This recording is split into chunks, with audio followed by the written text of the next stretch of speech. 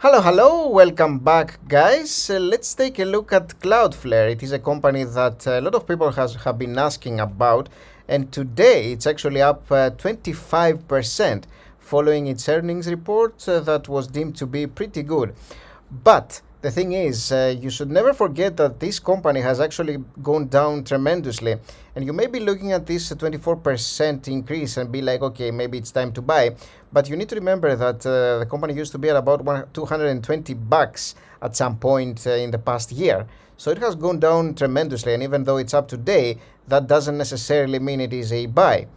Now, we will examine what happened and why there are buyers flocking right now around the company and why it is up 25%. So we will see the financials in detail and also take a look at what happened. So Cloudflare stock rallies 20% following earnings beat, raised the revenue outlook. And of course, the market, generally speaking, loves that, understandably. Now, the company reported a second quarter loss of 63.5 million or 20 cents a share, compared with a loss of 35.5 million that was pretty much a year ago. So it was a little bit better than expected, of course, and this definitely plays some role in what the street thinks about the company, understandably. Now, adjusted bottom line results, which exclude stock-based compensation expenses and other items, came in at break-even a share compared with a loss of 2 cents a share in the year-ago period, so doing a little bit better. Revenue rose as well to 234 million compared to 152 in the year-ago quarter, pretty much. And analysts, as you see, had forecast a loss of a penny a share on revenue of 227 million. So the company seems to have done better than expected here.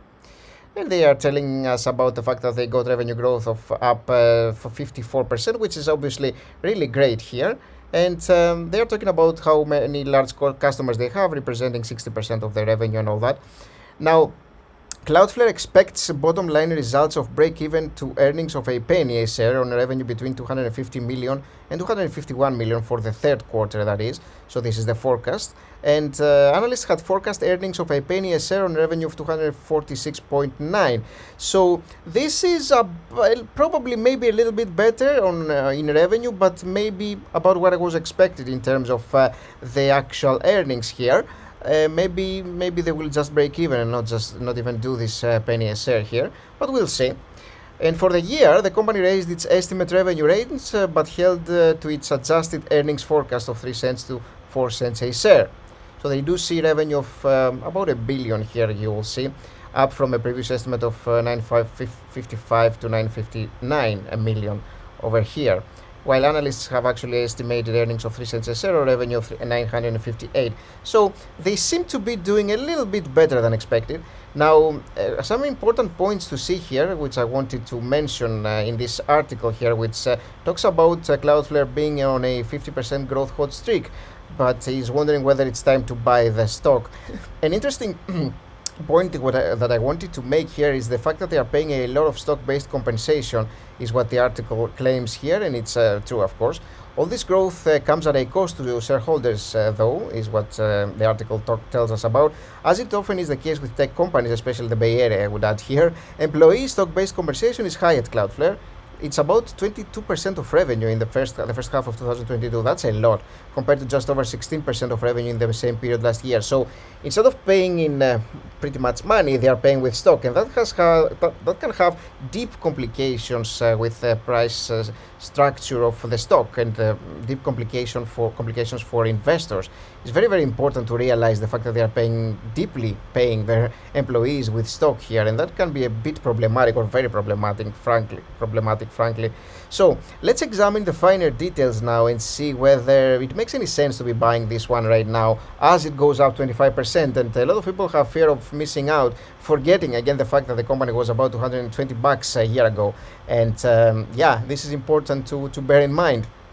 Now, P ratio of minus 80, again, it points to negative earnings, and price to free cash flow also points to negative earnings here. Outstanding shares, take a look at this one, is what we talked about earlier. It's about the stock-based compensation. How does the company pay employees when they are not giving them actual money, actual cash? What they are doing is they are issuing shares and pretty much diluting investors and paying their employees with that. And as long as the company grows tremendously, that's great. But at some point, there has to be a stop at that. Now, it looks like it's kind of leveling itself lately, but they still keep printing shares. Looks like the highest print was like in 2019 here.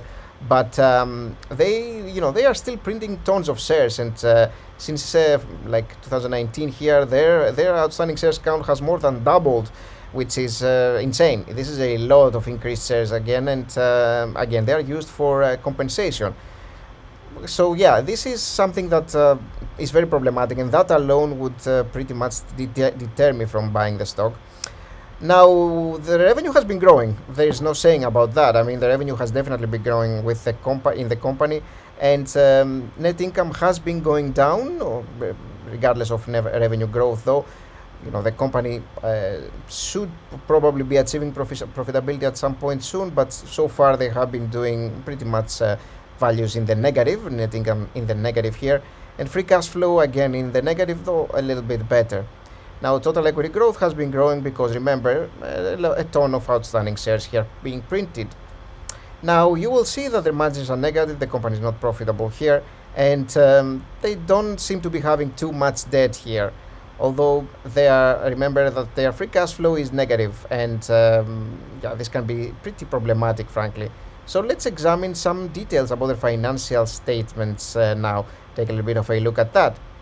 Now, we do know that the company's revenues have been increasing, and that's nice to see, but you do want their net income to be increasing as well. And we're seeing the opposite here. The net income is going into positive territory and getting more and more negative, and this is something that I really, really dislike. As the revenue grows, I do want to be seeing the company growing their net income and at least becoming positive at some point and not going deeper into the red. So that's something that I don't like at all. In terms of the balance sheet, you will see that the total liabilities of the company are sitting at about 1.5 billion and the total equity at less than $1 billion over here. But remember, additional paid-in capital, the company has been printing tons of shares. That's absolute tons of shares. It's a very, very problematic stance to have for a company against stockholders, basically. And in terms of their free cash flow here, you will see the net cash from operating activities has been marginally in positive territory here. And that's because of a lot of stock-based compensation added back here and some depreciation, amortization, and it keeps getting increased, is what we read in the article. And if you take a look at the free cash flow, you will see negative values again. It's very, very problematic for a company to be having negative free cash flow. At some point, they will have to achieve profitability, or their stock will definitely have issues, will definitely go down at some point, even though we are seeing these insane increases of like 25%. At some point, the company will have to be profitable. And the thing is, with negative free cash flow here, what is the market cap for the company? What is the market capitalization? Now, the market capitalization, in case you're not aware of what it means, frankly, it is about the amount of outstanding shares multiplied by the current market price, which is, that's the stock price, $72. So it's basically 325 million shares multiplied by this will give us the market cap. Now, if we're having a company that has a market cap of about $24 billion, shouldn't it be making at least like $1 billion in cash a year, like at least in free cash flow, that is? For sure, right? I mean, you would expect that to at least be making $1 billion if it's worth 24. And it's not making anything. It's actually in the negative. Now, what are you paying for that today? It's tough to say, but you can make some assumptions. For this, we can use our stock evaluation tool, of course, and see whether it makes any sense to be paying anything for this company. And what I will do is, this looks to be a super ultra growth company, so I will go super ultra growth here, 30, 40, and 50. Let's just assume that the company will continue doing very, very well and will have this kind of insane revenue growth here, which would be great. But again, the net income margin of the company has been negative. And this alone is super problematic because it's much into the negative as well and keeps going south instead of getting better. So with marginal profitability here, what are we gonna have? And in terms of the free cash flow margin, again, I'm gonna go maybe a little bit more conservative here. I'm just gonna use 80% of that in all of these values, because with this amount of revenue growth, we may be getting too green of a price, frankly. But I just want to see what we're getting in the case that the company makes some good profit here, and quite some of it is converted to free cash flow, 80% that is. For annual return, I'm gonna go 13% to begin with, and let's see what we're getting with these calculations here. Even with this insane revenue growth, we are still really into the red. That is because the company is super expensive, as you can understand, and because they have been diluting shareholders that much. You know, the price of a single stock should be much lower than what it is right now. And even with this revenue growth, this kind of price that the company has today is outrageous. It's just way too high.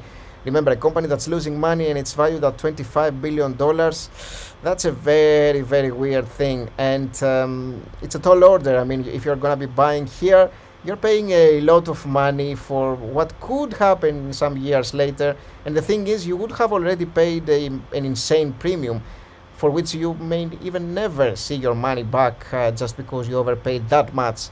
This is just a company that is, in my opinion, really not worth any money right now as a stockholder.